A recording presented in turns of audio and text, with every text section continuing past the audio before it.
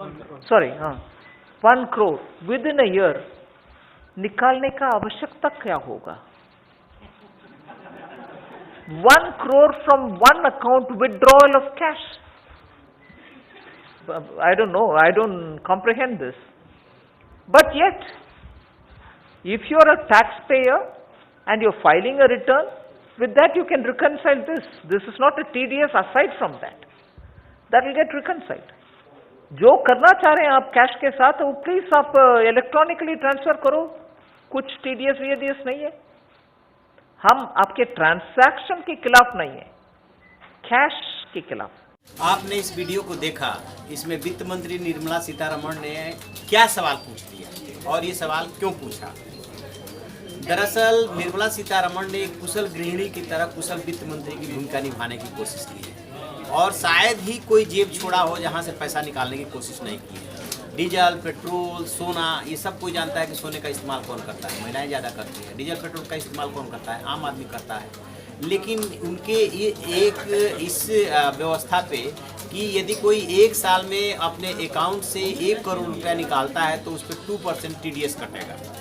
इस पे जब सवाल उठे, सबसे पहले उन्होंने अपना बजट भाषण दिया लोकसभा में. उसके बाद प्रेस कॉन्फ्रेंस करके परंपरा है कि वित्त मंत्री अपने अधिकारियों के साथ बैठता है, अधिकारियों के साथ सवाल जवाब का सेशन चलता है और उसमें जो कुछ कन्फ्यूजन रहते हैं उसको क्लेरिफाई करने की कोशिश करता है. आप प्रेस कॉन्फ्रेंस हुई, बहुत सारे सवाल पूछे गए. निर्मला सीतारमण से एक पत्रकार ने ये सवाल पूछा कि आपने 1 करोड़ एक साल में निकालने पे जो 2% का TDS लगाया है, ये कहाँ तक ठीक है, कहाँ तक जाए?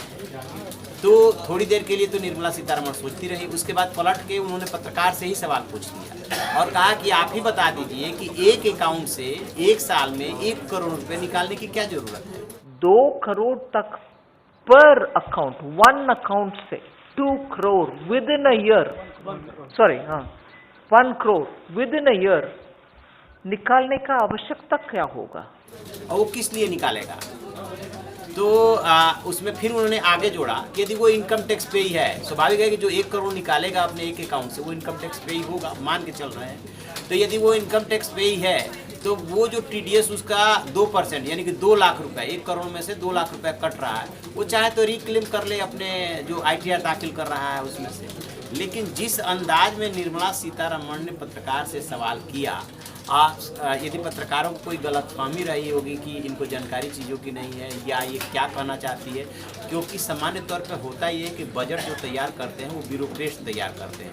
मोटा मोटी प्रपोजल्स और टैक्स के बारे में डिस्कशन होता है और नीचे से जो प्रपोजल तैयार होकर के आता है उसको वित्त मंत्री देखता जरूर है लेकिन हर बिंदु पे नहीं जाता है. लेकिन निर्मला सीतारमण इस प्रेस कॉन्फ्रेंस में काफ़ी तैयारी के साथ बैठी थी और उन्होंने ये बात बताने की कोशिश की कि जो 1 करोड़ का अमाउंट रखा गया है वो काफ़ी सोच समझ के रखा गया और किसी भी सामान्य व्यक्ति को एक साल में अपने एक अकाउंट से, उन्होंने ये भी क्लेरिफाई किया कि एक अकाउंट की बात है, 1 करोड़ रुपये निकालने की ज़रूरत नहीं पड़ सकती. कोई बात यदि ज़रूरत पड़ भी गई तो ठीक है, TDS यहाँ पे डिडक्ट करा लीजिए बैंक से और उसके बाद ITR में आप उसको फिर से क्लेम कर लीजिए. तो ये रही वित्त मंत्री निर्मला सीतारमण की बात और देखते हैं कि उनके बजट भाषण में, ये प्रेस कॉन्फ्रेंस में क्या ऐसी रोचक जानकारी है. जो भी होगी हम आपको बताएंगे. आप देखते रहिए हमारा डिजिटल चैनल